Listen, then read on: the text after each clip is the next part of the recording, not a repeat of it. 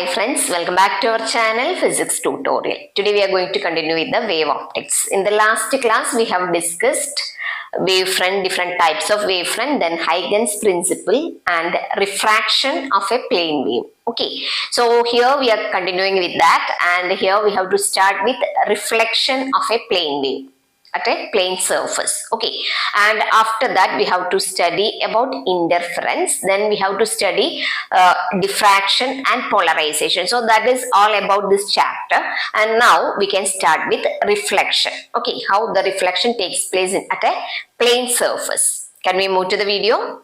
Here we have to understand the reflection of a plane wave by a plane surface. So here we have a plane surface. Here we can see MN. This is a reflecting plane surface, and here a plane wave is incidenting. So after that, how the reflection takes place. So here we have to prove the law of reflection, so that we are going to do. So consider a reflecting surface MN. So here we can see this is MN. Suppose this is MN. So this is a reflecting surface. So the same diagram I am just showing here. So here we have MN as the reflecting surface. Okay, and here also we are considering a plane wave front, that is AB. So that AB is incidenting here. So here we can see a plane wavefront like this. So this is incident wavefront here. Okay, incident wavefront. So that thing is shown here. So this is AB. Clear? So that we can see here. See, this is A and this is B. So this AB is the incident wavefront. So that is shown here. So incident wavefront is here. And after coming here, what happens? Here there is a surface. Okay, അതായത് incident wave front plane wave front ആണ്. നമ്മൾ കഴിഞ്ഞ ക്ലാസ്സിൽ already discuss ചെയ്ത കാര്യങ്ങളാണ് wave front എന്താണെന്നുള്ളതും അതുപോലെ തന്നെ Huygens principle. So the same principle we are using here also. So if you have not watched that video, please watch it before going ahead with this topic. Okay, otherwise it will be very difficult to understand the points. So here what is coming is, here AB is coming to this surface, and A only we are considering only these 2 points, A and B. നമ്മൾ AB മാത്രമാണ് ഇപ്പോൾ consider ചെയ്യുന്നത്. Here all points will make secondary wavelets. Okay, so that will from all these points the secondary wavelets will originate. So we are considering only A and B for our convenience. Okay, now after reaching this point, that is, this is the reflecting surface. So after reaching here, what will happen to A? So A is not able to move from here. Okay, so it is not able to move forward. So what will happen here? Reflection takes place. But in this case, what happens? Here it has reached here, and here only one surface is there. Okay, not like refraction. In that case there was two surfaces. Here only one surface is here, only one medium is here. So the velocity of the medium will be v. V will be the velocity or speed of the wave throughout this space. Okay, now after reaching here at B, what will happen to this wavefront is identium. This will move forward. Okay, so this will reach here. So let it be B. So that we can see here. So this A and B. So here this is coming, this A, B. So this B will move forward, that is still D, it will move, and when it reaches here, what will happen to this point A? That point A also will move the same distance, right? Because this is traveling through the same medium. The velocity is v. So with velocity v, this point A also will reflect from the surface. Okay, അതായത് ഇവിടെ reflecting സർഫസിലാണ് വന്ന് incident ചെയ്യുന്നത്. അപ്പൊ അതുകൊണ്ട് തന്നെ അതിന് സംഭവിക്കുന്ന എന്തായിരിക്കും? റിഫ്ലക്ഷൻ ആണ് സംഭവിക്കുന്നത്. But one thing that you have to understand is that the speed of the wave will be the same. Suppose v is the speed, then we can see that the distance traveled by that point B will be BD. Okay, here we can see that BD is the distance traveled, and in a similar way from this point A also what will happen? This will reflect and the length of the wave will be the same. That means here we can see AC. Okay, so that means here after coming here, what will happen? This will move to C. Okay, so the same distance BD means, so here also we can see that A and C, AC. So AC will be equal to BD. Clear? Only because the speed is the same in the same medium. Okay, same medium ആയതുകൊണ്ട് അതിന്റെ speed എന്തായിരിക്കും? Same ആയിരിക്കും. So here this wavefront A, that means the point A also will be moving to the same distance, that is AC, and after reaching here what will happen? This all points will make the secondary wavelets, or a new wavefront will be formed. So this we can join here. Okay, so this is the CD is the new wavefront. Clear? So here we can see CD. Here we can draw a tangent. So joining all these points we will get a tangent. That means CD as the secondary wavefront. So that is the wavefront in this case. So I will just have a quick review. Here we are considering a medium, that is, yes, only air we are considering here. So this is the reflecting surface, that is MN is the reflecting surface, and a plane wave AB. So this is the plane wave that is incidenting on this surface. So what will happen? Here we can see this point A has reached the surface, but here B has some more distance to travel. So that will be moving to D. That means this much distance, BD distance it is traveling, so that the distance can be written as velocity into time. So V into T or V into tau we can write.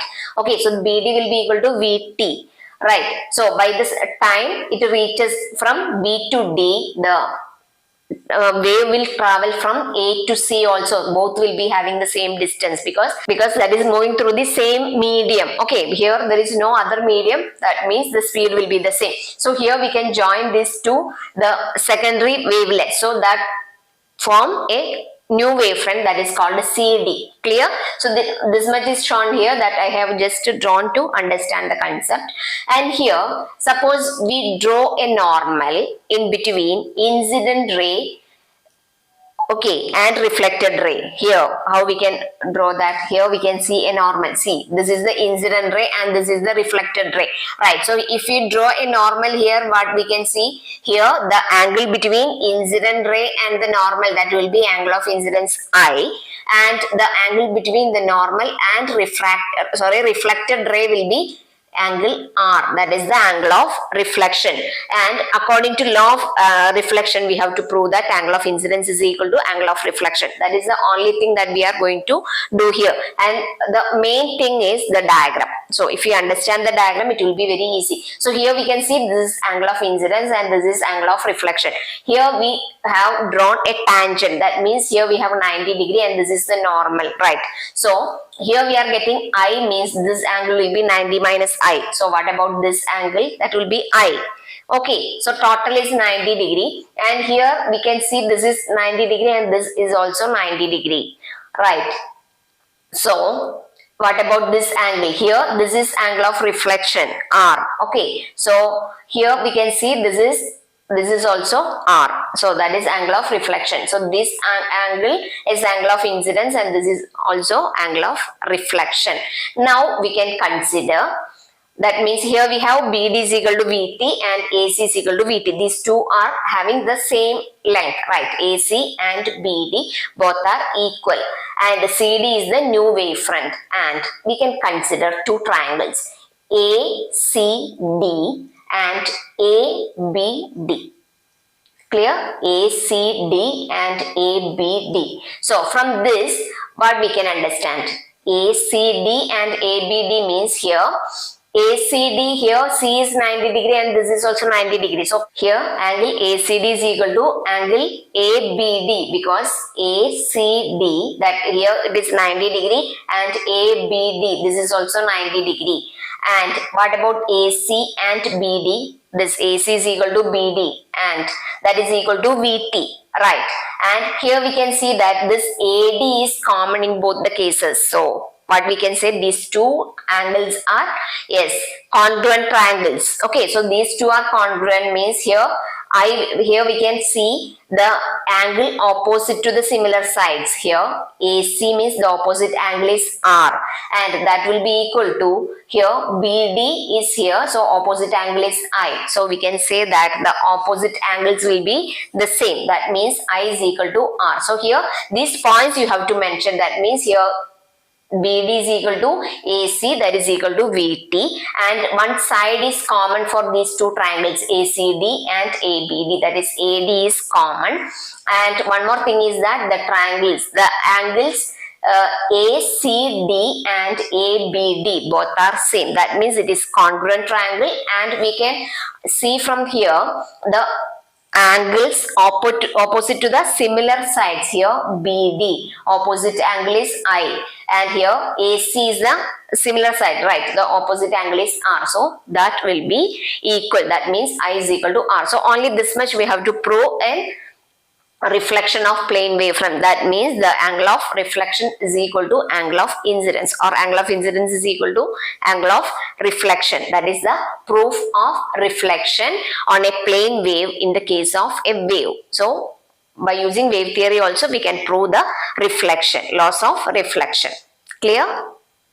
Now we have the behavior of wavefront as they undergo reflection or refraction. So in the case of reflection or refraction, what will happen to the behavior of wavefront, that we are going to look. Very easy concept we have to understand here.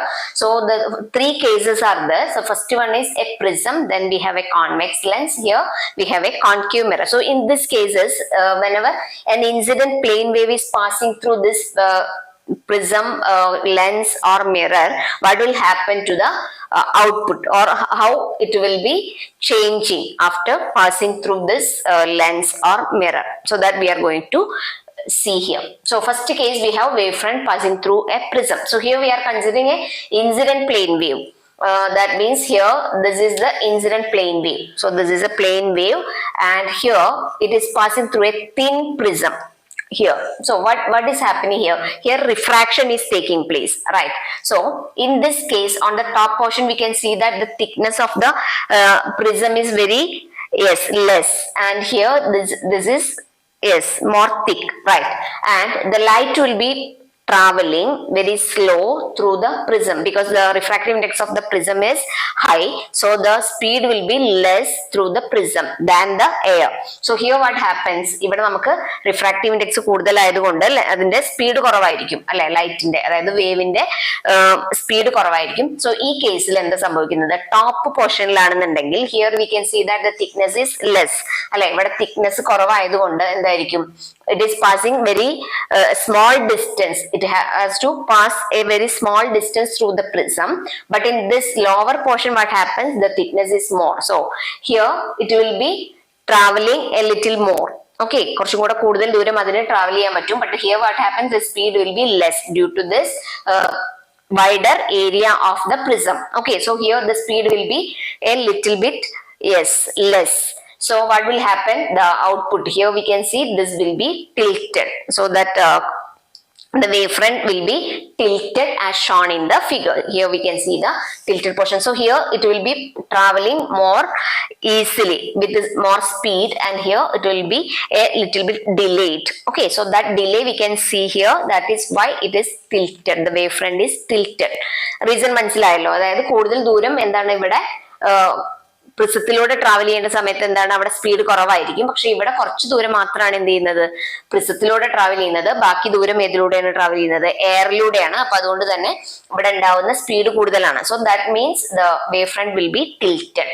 ഇനി second കേസിൽ, in the case of a thin convex lens, here we are considering a thin convex lens, and here that plane wave is passing through this convex lens. So what will happen here, the convex lens has a thick area at the center, and in both the sides what happens, that becomes narrow.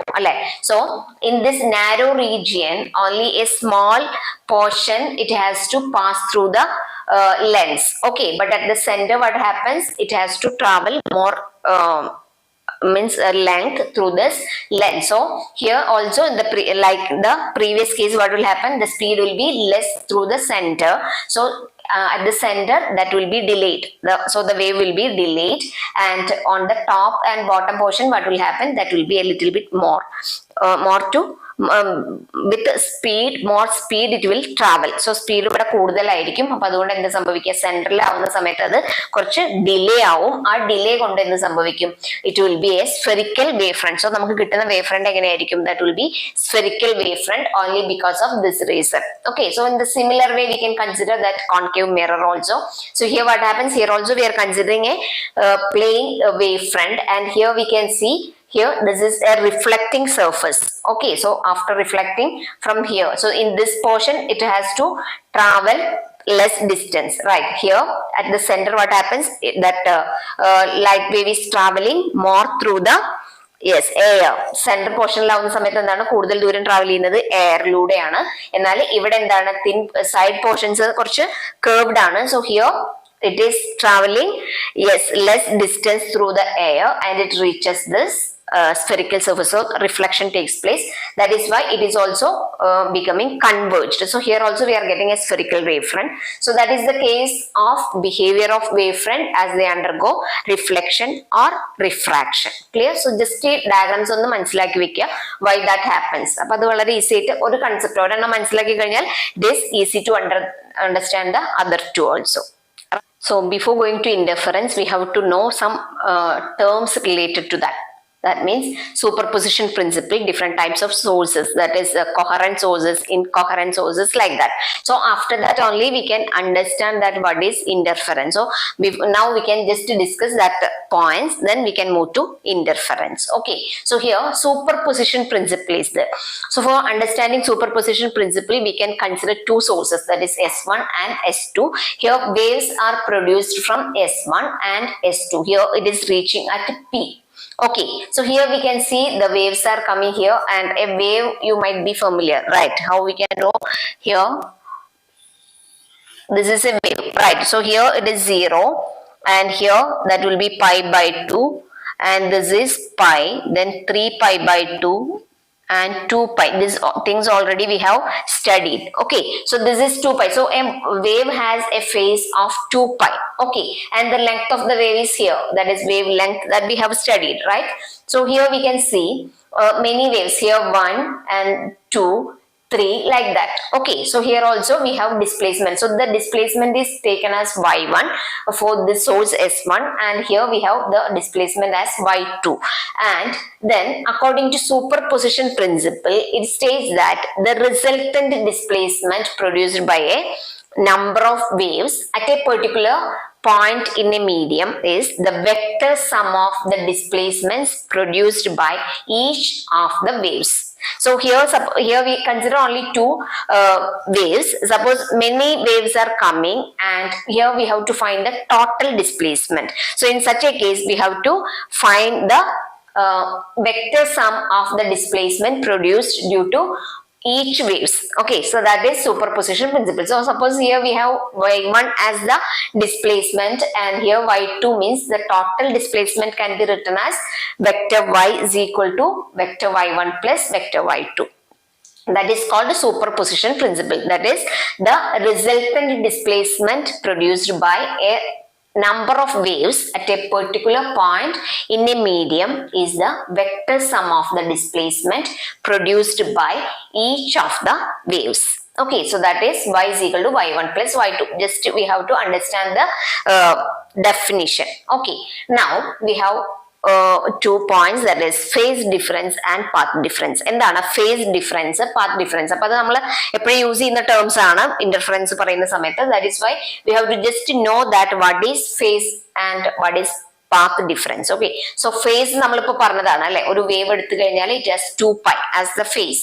So here 0, pi by 2, pi, 3 pi by 2 and 2 pi. So this is a wave, and here what is phase difference, and in the same way path difference we have to find. So here also we can consider two waves coming from the sources S1 and S2, and we can consider a point P. So it is coming to point P. So how many waves are here? This one we can see that here S1 is less than S2, right? So S1P is the distance of this first wave, and S2P is the distance of the second wave. Okay, then the path difference means this difference in their paths. That is S2P minus S1P is called the path difference. So how we can calculate that? Here, how many waves are there? Here one wave will start from here, and this is one wave, and this is second wave, and here three waves are here. So the total wavelength, the length of one wave is called wavelength, lambda. Okay, so here three waves are there, the total wavelength will be 3 lambda minus S1P. S1P means here we have two waves, right? So that is 2 lambda. So the wavelength of two waves will be 2 lambda. So 3 lambda minus 2 lambda will be equal to lambda. So that is the path difference. Clear? So now we talk about path difference. We have to know that the difference in their paths, that is S2P minus S1P only we have to find. So that difference in their wavelength we are going to find. And what about phase difference? Phase difference കാണുന്നുണ്ടെങ്കിൽ എങ്ങനെയാണ് നമ്മൾ phase ഇവിടെ പറഞ്ഞതാണ്. So from the same example we can calculate the phase difference. എങ്ങനെയാണ് calculate ചെയ്യുക? ഇവിടെ എത്ര waves ആണുള്ളത്? 3 വേവ്സ് ആണുള്ളത്. ഒരു വേവിന്റെ ഫേസ് എത്രയാണെന്ന് പറഞ്ഞു? 2π ആണ്. So 3 waves means 3 into 2π. So that will be 6π. Okay, total phase എത്രയാണ്? 6π ആണ്. Minus here we have 2 waves. So that is 2 into 2π. ഒരു വേവിന്റെ ഫേസ് എന്ന് പറയുന്നത് എത്രയാണ്? ടോട്ടൽ ഫേസ് എന്ന് പറയുന്നത് 2π ആണ്. സോ 2 into 2π, that is 4π ആണ്. അവയുടെ ഡിഫറൻസ് എത്രയാണ്? 6π minus 4π, that is equal to 2π. So that is called the phase difference. So here we are getting 2π as the phase difference of this wave. Okay, so that is path difference and this is phase difference. Just concept you have to understand here, because we need this for understanding the interference, the concept of interference. That is why we have discussed these points. Okay. Now we have coherent sources. Coherent sources means suppose there are two sources S1 and S2 and they are having same amplitude, same frequency, same wavelength and constant phase difference. So then it is called coherent sources. Coherent sources will be having same amplitude, frequency, wavelength and constant phase difference. So if they are not having all these, we can say that it is incoherent sources. So coherent sources means same amplitude, frequency, wavelength and constant phase difference. Okay, so that we have to understand, and then we can move to interference of light. What is interference of light? Suppose there are two waves which are having same frequency and they superimpose at a point. Okay, then some regions of maximum and minimum intensities will be formed. So that is called interference of light. So how we can define? That is we are considering two light sources or light waves which are having same frequency and they will superimpose at a point. Then what will happen? There will be some regions having maximum amplitude or maximum intensities and minimum intensities. So that is called interference of light. So when we consider the types of interference, it will be more clear. So we can say that when two light waves having same frequency superimpose, regions of maximum and minimum intensities are formed. This is called interference of light. Okay, now there are two types of interference and that is called constructive interference and destructive interference. So constructive interference means there will be maximum intensity, and we have already studied that the equation I is proportional to intensity is proportional to amplitude square, that we have studied in the last year. Okay, so that is intensity is proportional to amplitude square. In the case of constructive interference, two crests or two troughs meet at a point, so we will get the maximum intensity. Here we can see that the amplitude, here we are taking A1 and of the second wave we are taking the amplitude as A2. Then here the two crests are joining together, and here these two troughs are joining together at a point. So here we will get the maximum intensity as A1 plus A2. So here we can see intensity I is proportional to A1 plus A2 the whole square, and the path difference delta is equal to n lambda. So that is very important thing, that the condition for constructive interference is the path difference should be n into lambda, that is delta is equal to n lambda, and the phase difference should be 2n pi. Okay, so if you are giving n is equal to 0, 1, 2, 3, etc., we will get the values of phase difference and path difference. That is, the path difference delta is equal to 0, lambda, 2 lambda, 3 lambda, etc. This is the case of a constructive interference, and here the phase difference phi will be equal to 0, 2 pi, 4 pi, 6 pi, etc.